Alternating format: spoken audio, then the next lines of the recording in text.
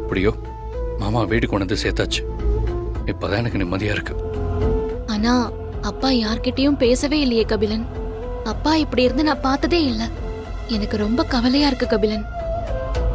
இவ்வளவு நாள் உங்க அப்பாவை உங்க மாமா எங்க கூட்டிட்டு போய் வச்சிருந்தாரு, எப்படி வச்சிருந்தாருன்னு நமக்கு எதுவுமே தெரியாது. அந்த அதிர்ச்சியில கூட மாமா இப்படி இருக்கலாம். அவர் சரியாயிடுவார் புனிதா. இனி நம்ம வீட்டுக்கு போயிடலாம். அப்பாவை இப்படி விட்டுட்டு நான் எப்படி கபிலன் வர முடியும்? புனிதா ப்ளீஸ், ஒவ்வொரு முறையும் ஏதாவது ஒரு காரணம் சொல்லாதீங்க. மாமாவை பார்த்துக்க இந்த வீட்டில் எல்லாருமே இருக்காங்க, அவங்க பார்த்துப்பாங்க. எங்க மாமாவை ஹாஸ்பிட்டலில் வச்சு பார்க்கணும்னு சொன்னப்ப கூட உங்க தம்பிங்க சொன்னதை கேட்டீங்கல்ல. அவங்க உங்க பேச்சை கேட்கக்கூடாதுங்கிற முடிவில் இருக்காங்க. கபிலன், அவங்களுக்கும் அப்பா காணாம போன பயம் இருக்கு. அதான் அவங்களாம் அப்படி சொல்றாங்க கபிலன். புனிதா, எனக்கு இந்த விளக்கம் எல்லாம் வேண்டாம்.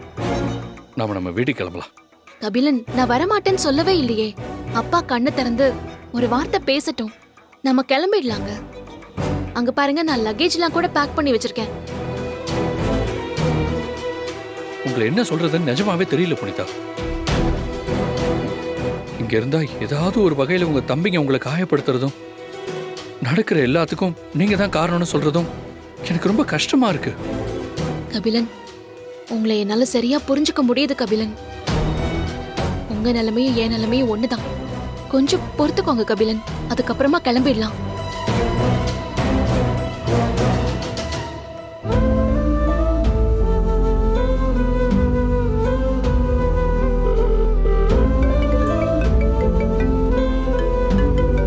அப்பா தான் ஃபோன் பண்றாரு.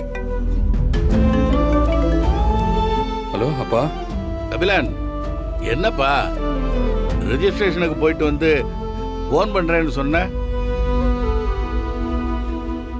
நானும் நீ ஃபோன் பண்ணுன்னு காத்துக்கிட்டு இருக்கேன். நம்பி இன்னைக்கு வீட்டுக்கு வந்துட்டான்னு அமுதாவும் ஃபோன் பண்ணி சொன்னா. நம்பி நல்லா இருக்கான்ல? எப்படியோ ஒரு பெரிய காரியத்தை புனிதா செஞ்சு முடிச்சிட்டா. இனி புனிதா அங்க இருக்க வேண்டாம்ப்பா. அவளை நம்ம வீட்டுக்கே கூட்டு வந்திருக்கா. நான் சொல்றதை விட நீங்களே உங்க மருமக கிட்ட சொல்லுங்கப்பா.